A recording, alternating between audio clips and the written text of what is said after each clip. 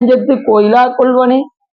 ஒருத்தர் பக்கத்து வீட்டுல இருக்காரு. அவரு சரவணா நீ சொன்னதான் எல்லா கோயிலுக்கும் போயிட்டு வந்துட்டேன்ல அப்படின்னாரு. அந்த இடத்துல ஒரு 10 கோயிலை பார்த்துட்டு வந்துட்டேன் சரவணா அப்படின்னாரு. அப்படியா, ரொம்ப சந்தோஷம் அப்படின்னு. போய் என்னென்ன எது பாட்டு பாடுனீங்களா? அதுதான் சரவணா மறந்துட்டேன் அப்படின்னு. மறந்துட்டாராம். கோயிலுக்கு போய் பாட்டு பாடாம வெறும் சாமி மட்டும் கூப்பிட்டு வந்திருக்காரு. அதுக்கு புண்ணியம் உண்டு கண்டிப்பா. புண்ணியம் இல்ல இருந்தாலும் சாமிக்கு போயாச்சுன்னா கண்டிப்பா சிவபெருமானுக்கு உகந்த பாடலை பாடிட்டு இருக்காங்க.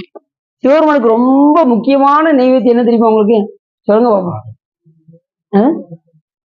சிவபெருமானுக்கு முக்கியமான இப்ப வெண்சாதம்லாம் வைக்கிறோம்ல, வெண்சாதம் வைக்கிறோம், பழங்கள் வைக்கிறோம், எத்தனையோ உணவுலாம் வைக்கிறோம்ல சாமிக்கு. சாமிக்கு பிடிச்ச உணவு எது சொல்லுங்க பாப்போம். கரெக்டா யாராவது சொல்லுங்க பாப்போம். எல்லாருமே சொல்லிட்டாங்க. அப்ப ஏற்கனவே சிவபெருமானுக்கு ரொம்ப பிடிச்ச உணவு எது? பாட்டு. நீங்க ஒரு தேவாரத்தை பாடுங்க, சிவபெருமான் நம்ம பாட்டு பாடுறாரு அப்படின்னு சொல்லி உடனே வந்து அருள் செய்வாராம்.